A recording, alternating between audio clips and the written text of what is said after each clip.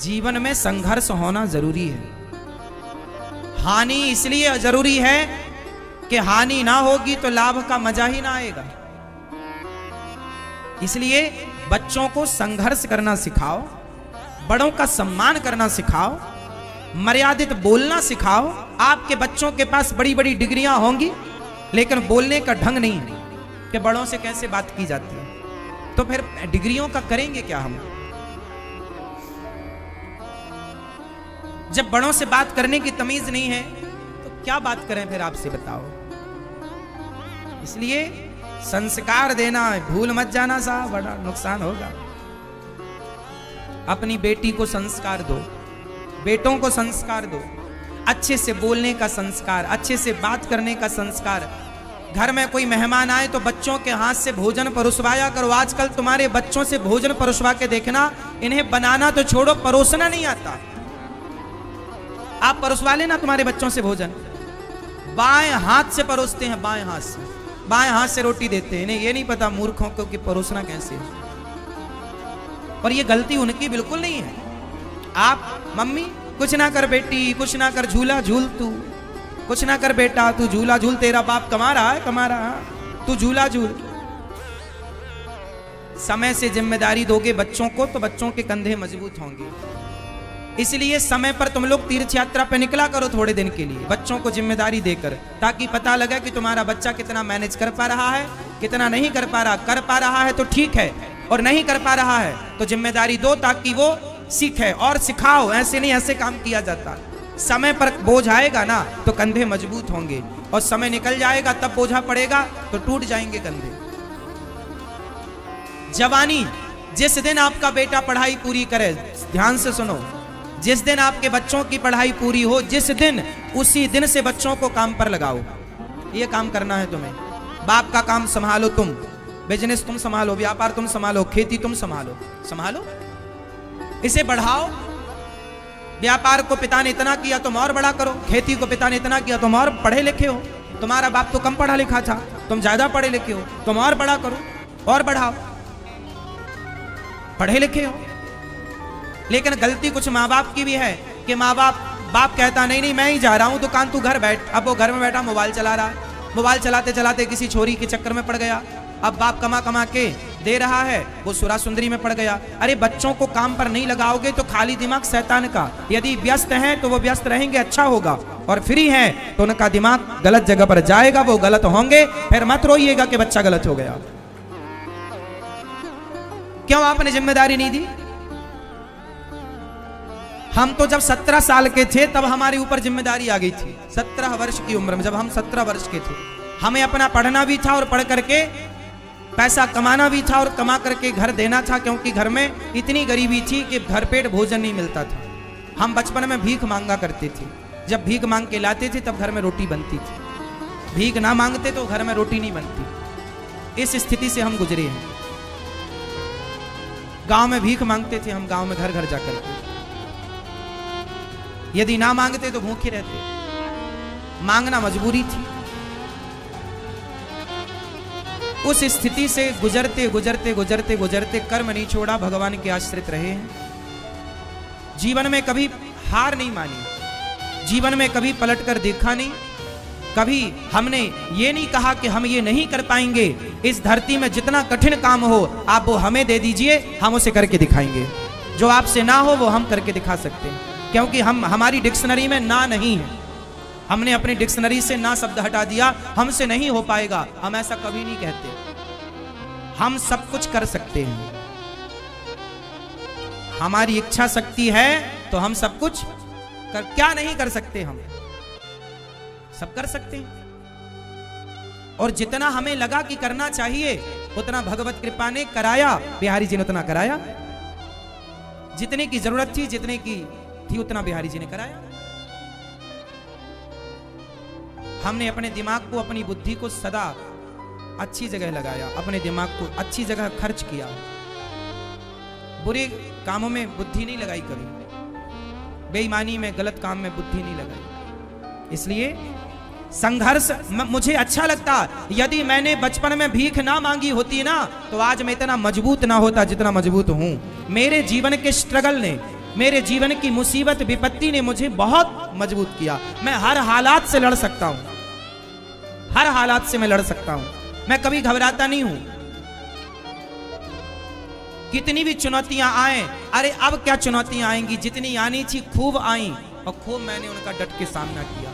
हमारे जीवन में जितनी चुनौतियां आई मैं उतना मजबूत होता गया, मैं हारा नहीं। क्या नहीं आया? अब आप सोचिए कि जीवन में जीरो से आदमी भीख मांगने से जो आदमी चला हो, क्या चुनौतियां नहीं आई होंगी? आपको क्या लगता है साहब, भिखारियों का कितना अपमान होता है? इस संसार में हर अपमान को मैंने सहा है। भिखारियों को लोग क्या नहीं कहते, मुझे भी लोगों ने क्या नहीं कहा, क्या नहीं सुना मैंने, क्या नहीं देखा मैंने।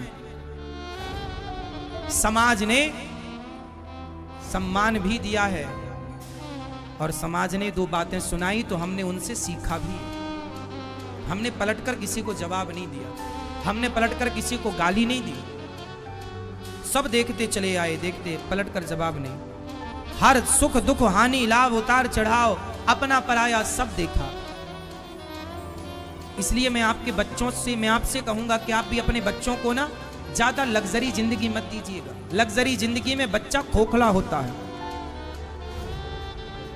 आप किसी को बस बिठा दो, आप काम मत कराओ। बढ़िया एसी की हवा मिल रही है, खाने को पकवान दे दो, एसी की हवा दे दो, घूमने को गाड़ी दे दो। जो आदमी 10 साल तक एसी की हवा में बैठ लेगा, बढ़िया गाड़ियों में घूम लेगा और बढ़िया पकवान खाएगा, वो खोखला हो जाएगा। मजबूत होने के लिए ना भूखा भी रहना पड़ता है, मजबूत होने के लिए नंगे पांव दौड़ना पड़ता है, दौड़ना पड़ता है।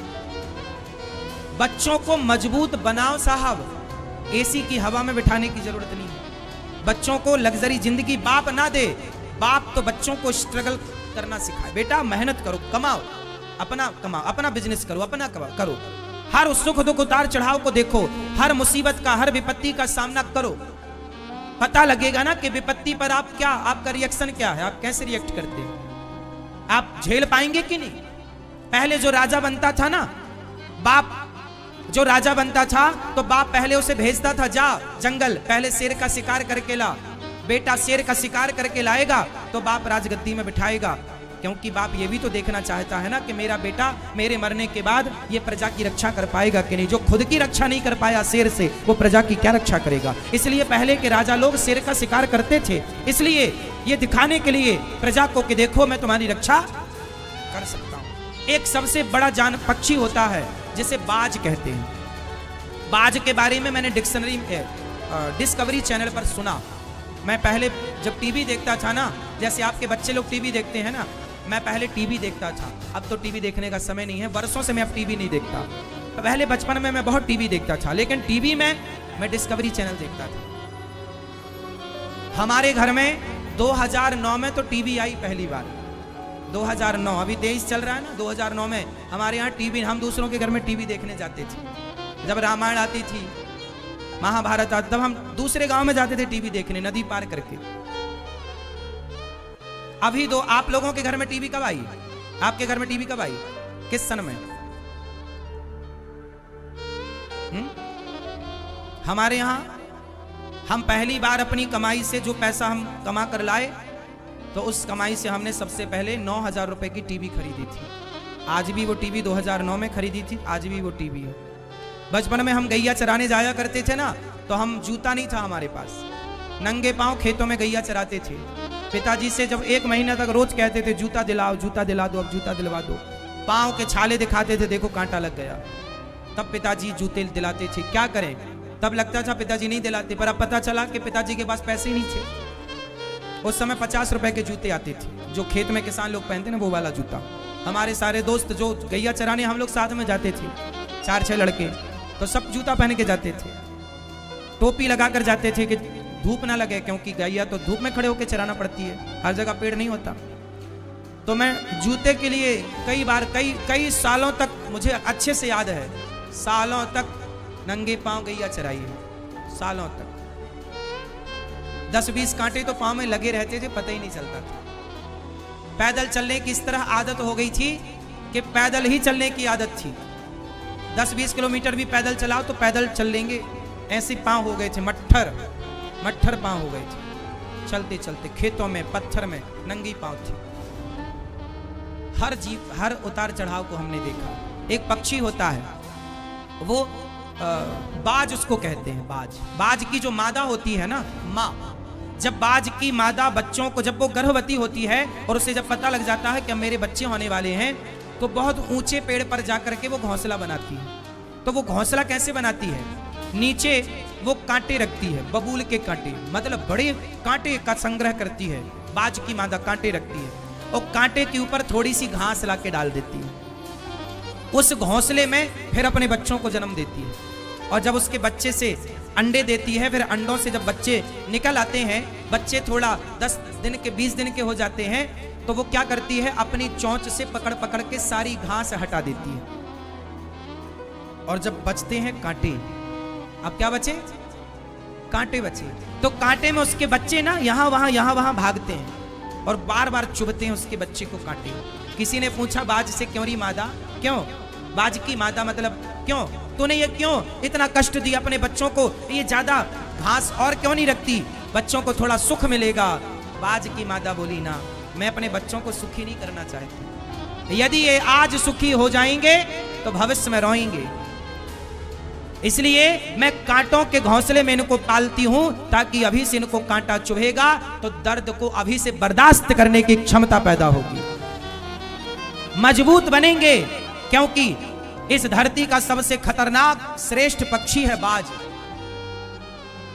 श्रेष्ठ पक्षी की मां है बाज की मादा, और उसके बच्चे क्या बनेंगे? बाज जब शिकार करता है ना, तो बड़े बड़े जानवरों को भी पकड़ के उड़ जाता है, इतना बड़ा होता है बाज। जानवर फड़फड़ाता है वजन के कारण, वो बाज को भी नीचे गिरा लेता है। तो मादा कहती है, हर स्थिति में मेरे बच्चे सुखी रहें, इनके पंख, इनके पांव, इनकी चोंच, इनका शरीर इतना मजबूत हो कि हर तूफान का ये सामना कर पाए। एक बाज की मादा अपने बच्चों को कितना मजबूत बनाती है। और आप लोग अपने बच्चों को जूजू बनाते हैं। आप लोगों का एक सेंटेंस बहुत गलत है। आप लोग क्या बोलते हैं, महाराज जी मैंने बहुत दुख उठाए हैं पर मैं नहीं चाहता कि मेरे बच्चे दुख उठाएं। ये गलत सेंटेंस बोलते हैं आप। क्यों ना उठाएं बच्चे दुख? बच्चों को छोड़ दो आप, जाओ बेटा 1000 रुपए कमा के लाओ, जाओ। एक करोड़पति आदमी था, एक बहुत बड़ा उद्योगपति था, उसका बेटा पढ़ करके विदेश से आया। उसके पिता की हजारों करोड़ की फैक्ट्री थी, हजारों करोड़ का टर्नओवर था, काम था। लेकिन जब उसका बेटा पढ़कर आया तो बाप ने बेटे से कहा, बेटा जाओ तुम 10,000 रुपए कमा के लाओ। बाप के पास करोड़ों हैं, पर बेटे को भेजा, जा 10,000 कमा के ला। और सुनो, हमारे इस क्षेत्र से नहीं, बाहर जाओ। अब बेटा पढ़ा लिखा 10,000 कमाने गया। बाजार में आप जाइए 10,000 कमाने, कितने धक्के खाने पड़ेंगे, कितनी लाइनों में लगना पड़ेगा, कितना इंटरव्यू देना पड़ेगा, कितने घन पीटने पड़ेंगे, तब कहीं जाकर तुम्हें 10,000 की नौकरी मिलेगी। क्या नहीं करना पड़ेगा। उस बेटे ने जाकर के पिता की बात मानी और काम उससे मिला कहीं, अपने से कमरा लिया, अपने से बनाया, खाया, मजदूरों के साथ रहा। जहां भी उसने 10,000 महीने भर में उसने कमाए, ले जाकर पिता को दिया। पिता ने अब अपने बेटे को पकड़ा और अपनी उस कुर्सी पर बिठाया जहां वो हजारों करोड़ का मालिक था। अब उसे हजारों करोड़ का मालिक बना के बिठा दिया। लोगों ने कहा, आपने अपने बेटे के साथ ऐसा क्यों किया? उस आदमी ने कहा कि मेरा बेटा विदेश में पढ़कर आया है, सारी सुख सुविधाएं इसने पाई हैं। आज जब ये 10,000 कमा के लाया तो इसे पता लगा कि 10,000 कैसे कमाए जाते हैं। आम आदमी क्या होता है, आम आदमी की जिंदगी क्या होती है। इसलिए इस फैक्ट्री में जो 1000 मजदूर काम करते हैं, अब ये मेरा बेटा उन मजदूरों का सम्मान करेगा, क्योंकि ये जानता है कि 10,000 की कीमत क्या है। अब ये सबकी रिस्पेक्ट करेगा। यदि ये बड़े बाप का बेटा बन के बैठ जाता तो ये आम आदमी को मच्छर समझता कि तुम्हारी औकात क्या हमारे सामने। अब तो ये लाइन में लग के देख चुका है कि 10,000 के लिए ये जो लोग हैं, ये परिवार चलाने के लिए 10-10 हजार की नौकरी कर रहे हैं, बेचारे किस तरह परेशान हो रहे हैं। तो व्यक्ति को, आप अपने बच्चों को धनवान बना देना बड़ी बात नहीं है साहब। उस धन को मेंटेन करना, क्या आप उस धन को सही, क्या उस धन का आप सही उपयोग कर पा रहे हैं? क्या उस पैसे की कदर कर पा रहे हैं, इज्जत कर पा रहे हैं, या उसका आप दुरुपयोग कर रहे हैं? आपके बच्चे आपकी कमाई का, आपके पैसे का दुरुपयोग ना करें, बस इतनी सी बात है। पैसा मिलता है लोगों को तो दुरुपयोग करते हैं। आप अपने बच्चों को इतने संस्कार देना कि वो अपने धन का केवल सदुपयोग करें और अपनी मेहनत से कमाएं, बेईमानी से ना कमाएं, ईमानदारी से कमाएं। बस मेरा तो सिंपल सिद्धांत रहा है, मैंने कभी किसी के साथ बुरा नहीं किया आज तक। मैंने हर परिस्थिति का डटकर सामना किया, लेकिन मैंने कभी किसी का बुरा नहीं किया, किसी के साथ छल नहीं किया साहब, मैंने 1 रुपए का छल नहीं किया। मुझे हर पल हर दिन याद है, मैं भूला नहीं। मैं कोई स्कूल में इतना ना पढ़ पाया, मैं कोई यूनिवर्सिटी में इतना ना पढ़ पाया जितना मेरी जिंदगी ने मुझे पढ़ा दिया, मेरे समय ने मुझे पढ़ा दिया, मेरे जीवन की स्थिति ने जो मुझे पढ़ाया है ना, वो कोई यूनिवर्सिटी नहीं पढ़ा सकती। मैंने एक बार अपनी घटना सुनाई थी। देखो जीवन में एक मेरे साथ घटना, मैं पढ़ने के लिए 5वीं क्लास तक मैं 8वीं तक ना 7वीं तक सरकारी स्कूल में पढ़ा हूँ। हमारे गांव में 5वीं तक स्कूल था, दूसरे गांव में फिर 10वीं तक स्कूल था, मैं वहाँ पढ़ने जाता था। एक बार हम दूसरे गांव में गए पढ़ने के लिए, वहाँ से छुट्टी हुई 4 बजे, हम लौटे तो वहाँ से ना 2 किलोमीटर गांव था, तो बस चलती थी तो हम लोग रुक जाते थे, बस आएगी बस में बैठ के जाएंगे। बस में पीछे लटक जाते थे, किराया ना देना पड़े। बच्चे तो बच्चे होते हैं, हम भी उस तरह की मस्ती करते थे, घुस जाते थे चुपके से बस में, और 2 किलोमीटर था अगला स्टॉप गांव था, वहाँ बस रुकती, उतर जाते। बहुत सारे बच्चे थे, बस वालों को भी पता था कि इनसे बच्चों से क्या किराया लेना, हम लोग नहीं देते थे किराया। कभी वो किराया मांगता था, उस समय तो चवन्नी चलती थी, हमारे टाइम पे ना चवन्नी चलती थी, 50 पैसे चलते थे। पंजी भी चलती थी, हमारे समय पे पंजी 5 पैसा चलता था। पंजी की एक गोली आती थी मीठी वाली, चूसने वाली, 1 रुपए की 20 गोली आती थी, हम लोग ले आते थे, जेब में भर लेते थे, चूसते रहते थे। हमारे टाइम पे पंजी की गोली आती थी। और एक बिस्किट आता था 1 रुपया का, आर के बिस्किट, छोटा इतना बड़ा बिस्किट आता था। पार्ले जी बड़ा महंगा था, पार्ले जी खाने की औकात नहीं थी तब। पार्ले जी तब भी 5 रुपया का था, 4 रुपए का। तो एक बार मैं गांव आ रहा था, शाम को क्या हुआ कि समोसे की दुकान थी, तो समोसा खाने का मन हुआ। समोसा 1.5 रुपए का था और मेरे पास लगभग 1 रुपए थी। मैंने बोला भैया 1 रुपए ले लो, समोसा दे दो। बस समोसे वाले ने समोसा नहीं दिया। मैंने कहा भैया दे दो 1 रुपए का समोसा। बच्चे थे, अब 6वीं पढ़ते थे उस समय, हम 6वीं क्लास के बच्चे थे, तो कितने बड़े थे हम। तो समोसा मांगा, उसने नहीं दिया, तो हमने जिद की 1 रुपया ले लो भैया दे दो। तो हम उसकी दुकान में बैठे थे, उसने हाथ पकड़ के बाहर कर दिया, चलो बाहर यहाँ से। उसने बाहर कर दिया। तब से हमें सबक मिली कि जितनी औकात है, जितना चादर है, उतना ही पांव पसारना चाहिए। मतलब जीवन में अभाव क्या होता है ये मैंने खूब देखा, एक एक चीज का अभाव। मेरे पिताजी ने आखिरी बार मुझे केवल मेला घूमने के लिए 2 रुपए दिए थे, ये मुझे याद है। मैंने अपने पिताजी से पैसे नहीं मांगे, जब से होश संभाला उसके बाद कभी पैसे नहीं मांगे पिताजी से। जो जो शौक था उसे फिर अपनी कमाई से पूरा किया, कोई बोझ नहीं बना मैं अपने बाप पर। आपके बच्चों से इतनी प्रार्थना करूंगा, अपने बाप पर बोझ मत बनिए। बस कामयाब बेटा वही है जो अपने बाप पर बोझ ना बने, वो कामयाब बेटा है। आप सफल व्यक्ति हैं। सफल व्यक्ति कौन होता है? सफल व्यक्ति उसे मान लेना चाहिए। बताइए सफल व्यक्ति कौन है आपके हिसाब से? किसे आप कामयाब मानते हैं? फटाफट बताइए। कामयाबी की परिभाषा आपके हिसाब से बताइए। सबसे पूछूंगा, तैयार रखना परिभाषा। शुरुआत आपसे। कामयाब व्यक्ति आप किसे मानते हैं? आप बताओ चश्मा वाले भैया, कामयाब व्यक्ति आप किसे मानते हैं? हाँ हाँ, दिन भर का हो, निर्भर, सेल्फ डिपेंड हो। ठीक, आप बताओ। सेल्फ डिपेंड की भी कोई परिभाषा करके बताओ सेट। हम बताएंगे फिर अभी। भैया आप बताओ, दादाजी बताएंगे, कामयाब व्यक्ति आप किसे मानते हैं? क्या है, कौन है कामयाब आपके हिसाब से? चलो अब मैं बता देता हूं, समय कम है आप लोगों से पूछने का। जो मैंने अभी तक जाना, मेरी उम्र का तजुर्बा है। अब ये परिभाषा कहीं लिखी नहीं है, मैंने अपने से तैयार की है कि भाई जो मुझे लगा, मैंने, हो सकता मेरा मानना गलत हो, तो आप इसे सही कर सकते हैं। मेरा मानना है कि जो व्यक्ति अपने पिता पर निर्भर नहीं है, जो अपनी गृहस्थी अपनी कमाई से करता हो, चलाता हो, जो अपनी माँ और अपने पिता को भी अपनी कमाई की रोटी खिलाता हो, जो माँ बाप के धन की रोटी माँ बाप को ना खिलाए, जो अपनी मेहनत अपनी कमाई की रोटी अपने माँ बाप को खिलाए, अपनी कमाई की रोटी अपनी पत्नी को खिलाए, अपनी कमाई से अपने बच्चों को पढ़ाए लिखाए और उसके ऊपर किसी का कोई विशेष दबाव ना हो, जो अपनी कमाई से अपनी मेहनत से अपने लिए घर बना ले, अपनी मेहनत से अपने माँ बाप का अच्छे से अच्छे हॉस्पिटल में इलाज करा ले, अपनी माँ बाप की वो सेवा कर ले, अपनी माँ बाप की दवाई इलाज के लिए किसी पर निर्भर ना रहे, जो अपनी गृहस्थी के काम अपने से कर ले, किसी के सामने उसे हाथ ना पसारना पड़े, बस उसी को आप कामयाब समझिए। किसी के सामने उसे हाथ ना फैलाना पड़े, बाप के सामने भी हाथ ना फैलाना पड़े, उसे आप कामयाब मानो। वो कामयाब है कि वो सेल्फ है। उसे बच्चों को पढ़ाना है तो दूसरों का मुंह नहीं देखना पड़ेगा कि भैया तुम पैसे दो, फिर पिताजी जरा पैसे दो, फीस भरें। बद नहीं, हम पढ़ाना, पैदा किए हो ना तुम, तो तुम ही तो पैदा किए हो, तो पढ़ाएगा बाप क्यों? तुम पढ़ाओ अपने बच्चों को। या फिर पहले अपने आप को योग्य बना लेते फिर बच्चे पैदा करते।